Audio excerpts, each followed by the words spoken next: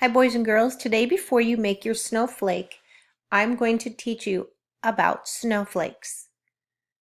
The title of this book is called Snow, and I'm just going to be reading you just a little bit of it. Let's go. Cold clouds. Snow comes from clouds, but not all clouds make snow. Only snow clouds make it. Snow clouds are very cold. Like all clouds, they have water in them. The water forms ice crystals. Now, if you look here, you're going to see that there's all kinds of snow on the ground. Here where we live in Florida, we don't have snow clouds. Our clouds in Florida are too warm. That's why it can't snow here in Florida.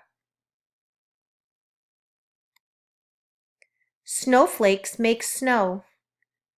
The ice crystals grow bigger and they become heavier. Then they fall from the snow cloud. Ice crystals bump into each other on their way down.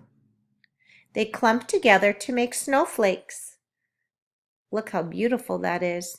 Now, if this was Florida, this would all be rain because our clouds do not make ice crystals here. It's too warm. But in this place, the ice crystals formed and then the snowflakes clumped together and they made a big pile of snow. Snow is made of snowflakes, and snowflakes are made of water and lots of air. Snowflakes have 6 sides, but no two snowflakes look just the same.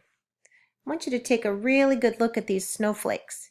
Do you see how there's a line here, and a line there, and a line here? This makes a hexagon shape, which is really important for your lesson today.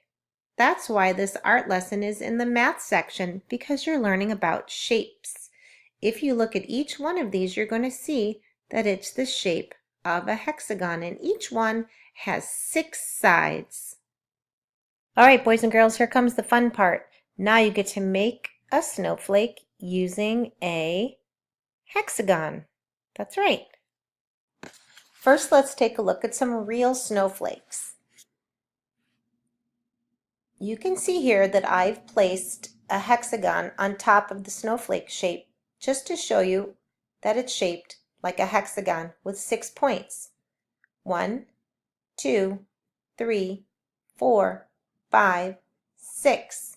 You can look at all 4 of these snowflakes and find that they all have a hexagon shape.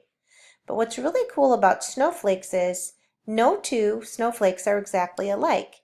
So if you look at this one, it almost has like leaves on there, doesn't it? And this one looks hexagon shaped.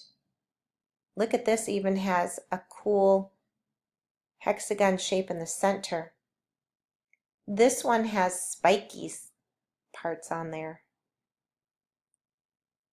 And this one, look at this cool diamond shape in here.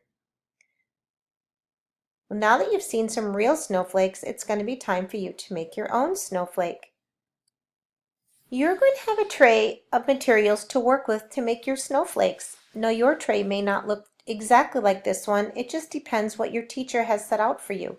This tray has buttons and gems and cotton balls and sequencer over here and some toothpicks and straws, some cool things. Use some cool things from the tray to make yourself a snowflake. When you get started on making a hexagon shaped snowflake, I made these templates for you.